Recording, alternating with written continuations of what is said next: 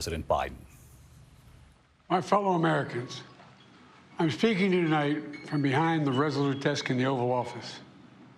In this sacred space, I'm surrounded by portraits of extraordinary American presidents. Thomas Jefferson wrote the immortal words that guide this nation.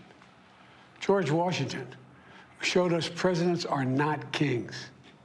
Abraham Lincoln, who implored us to reject malice. Franklin Roosevelt, who inspired us to reject fear. I revere this office, but I love my country more. It's been the honor of my life to serve as your president.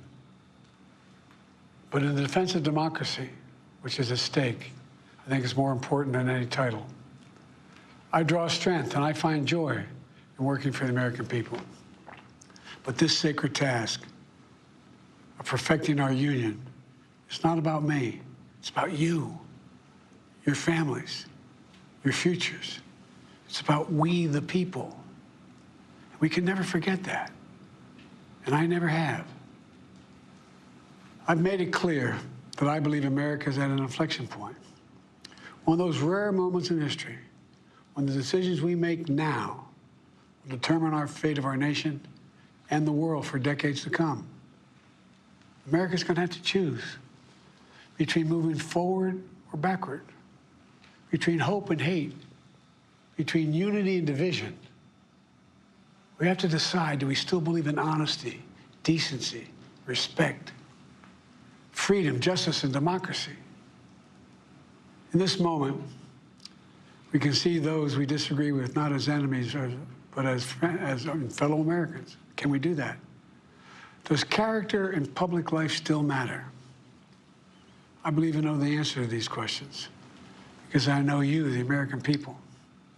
And I know this: we are a great nation because we are good people.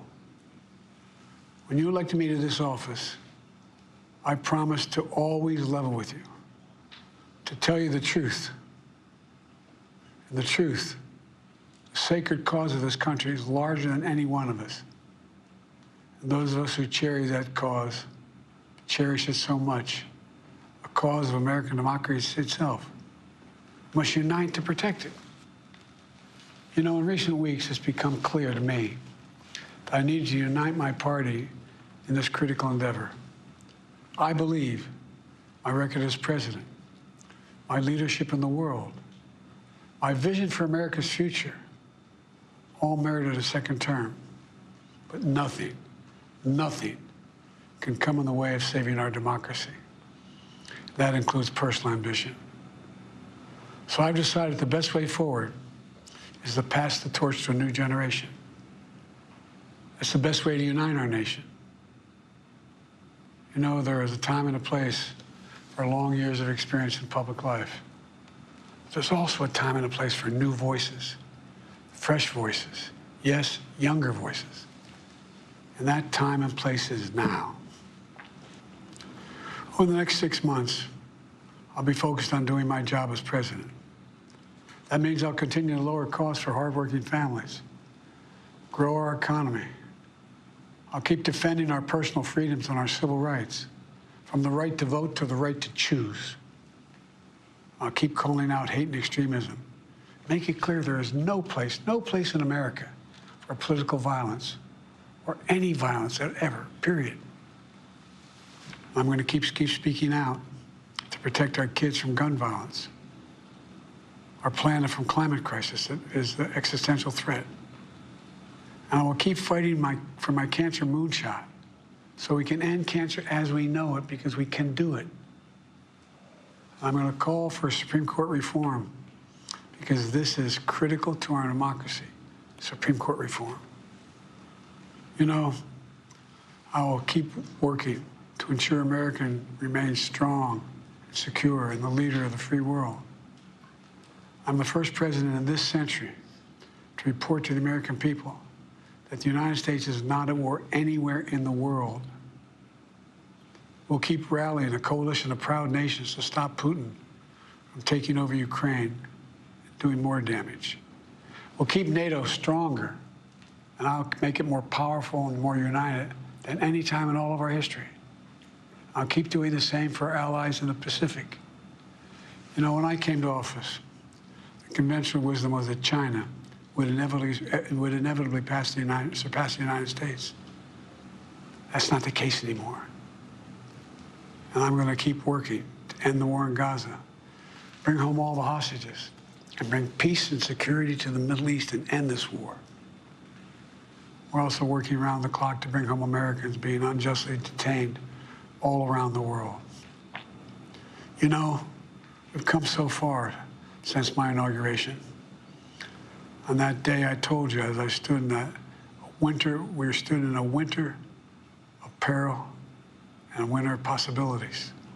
Peril and possibilities.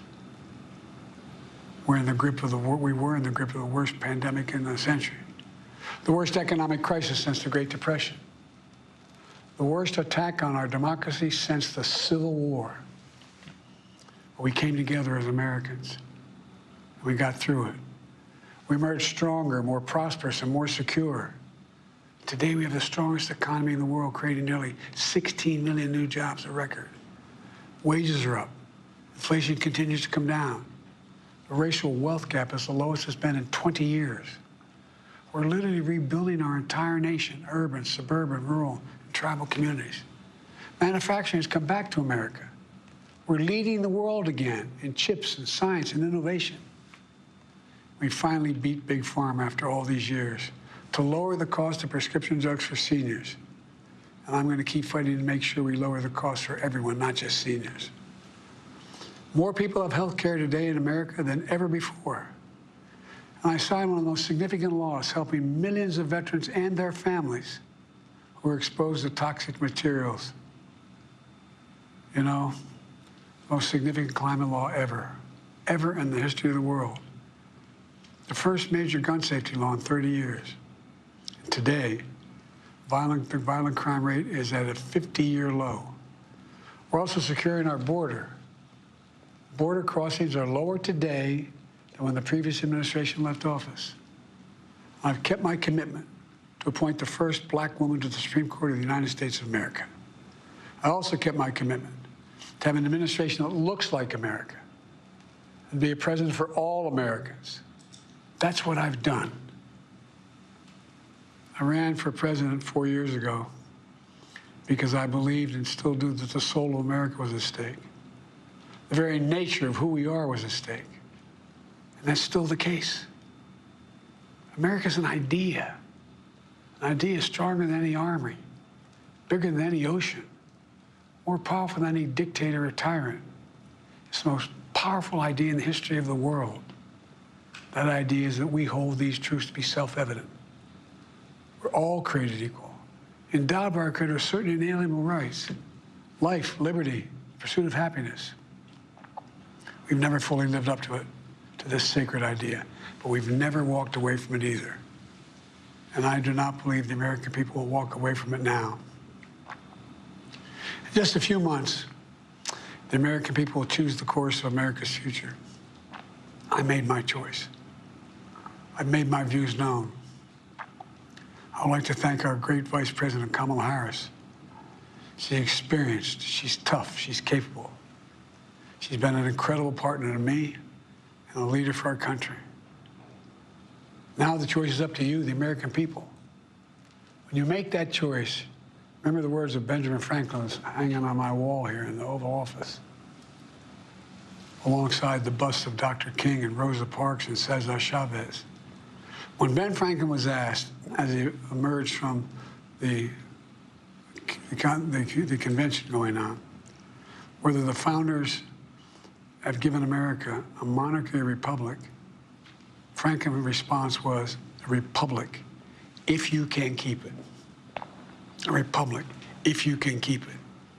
Whether we keep our republic is now in your hands. My fellow Americans, it's been the privilege of my life to serve this nation for over 50 years. Nowhere else on earth could a kid with a stutter, from modest beginnings in Scranton, Pennsylvania, and Claymont, Delaware, one day sit behind the resolute desk in the Oval Office as President of the United States. But here I am. That's what's so special about America. We're a nation of promise and possibilities, of dreamers and doers, of ordinary Americans doing extraordinary things. I've given my heart and my soul to our nation, like so many others. I've been blessed a million times in return with the love and support of the American people. I hope you have some idea how grateful I am to all of you. The great thing about America is here, kings and dictators do not rule, the people do. History is in your hands. The power is in your hands. The idea of America lies in your hands. We just have to keep faith, keep the faith, and remember who we are. We're the United States of America, and there's simply nothing beyond our capacity when we do it together. So let's act together, preserve our democracy. God bless you all. May God protect our troops. Thank you.